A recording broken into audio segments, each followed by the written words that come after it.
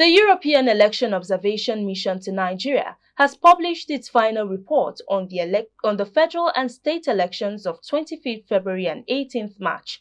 The chief observer and member of the European Parliament, Barry Andrews, said the election exposed systemic weaknesses, signaling a need for further legal and separation reforms to enhance transparency, inclusiveness, and accountability. Clearview's Florence Joshua brings us details. Following a 3-month-long observation across Nigeria and in accordance with its practice, the EU presents its finding recommendations which exposes the shortcomings in law and electoral administration which hindered the conduct of well-run and inclusive elections, thus damaging the trust in INEC, which is a far cry for an election analysts believe was a game changer in the nation. With the aim of contributing to the improvement of future elections, the EU is offering 23 recommendations for consideration by the Nigerian authorities. However, there is a need for greater efforts to protect genuine youth participation in elections.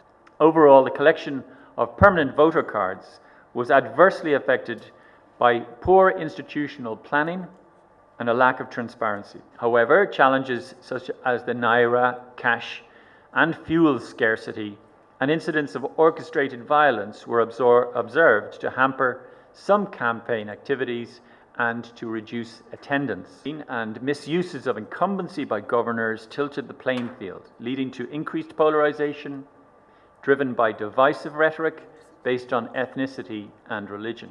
The mission noted well over 1,000 pre-election court cases, some negatively impacted or overlapped with the polls. Our mission recorded more than 100 campaign-related violent incidents, including, tragically, assassinations. These and other criminal acts obstructed the campaign, disrupted the elections, and suppressed voter participation. Weaknesses in the legal framework for these electoral offences and others, such as misuse of state resources, intimidation, and vote buying, contributed to inadequate enforcement. Key state institutions, including INEC, but also political parties, failed to tackle these problems. We consider there is a pressing need to address impunity for electoral offences through robust, well-defined and effective interagency coordination governed by clear rules on non-partisanship, optimization of resources, delivery of effective investigation and sanctioning, and provision of regular public consolidated information on outcomes. In response, the Commissioner for Information and Voter Education of the Independent National Electoral Commission, INEC, Festus Okoye, said the Commission will look into the recommendations and work with what is feasible. And so we are going to look at all these recommendations holistically, implement the ones that have administrative flavor, those that have constitutional implications. We are going to look at it. The issue of appointment of national commissioners and resident electoral commissioners is a constitutional matter. And if you want to amend that, you have to go before the National Assembly and the state assemblies. So the commission has no hand in terms of that. If that is what Nigerians want, the National Assembly is there, the state assemblies are there. Whatever recommendations are made and they become constitutional or they become legal, it's for the Nigerian people to make a determination. It's not for us as national commissioners to deal with.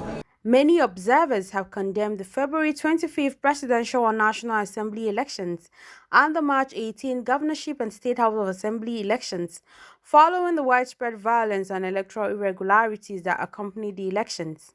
Some described it as the worst in the history of the electoral process in Nigeria. The elections held so much promise with the introduction of technology by the Independent National Electoral Commission, INEC.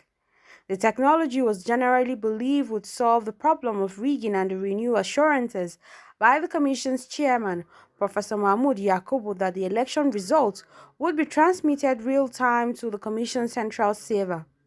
But alas, this was not the case, as Nigerians and the global community doubt the authenticity of the election results. Florence Joshua reporting for Clearview News.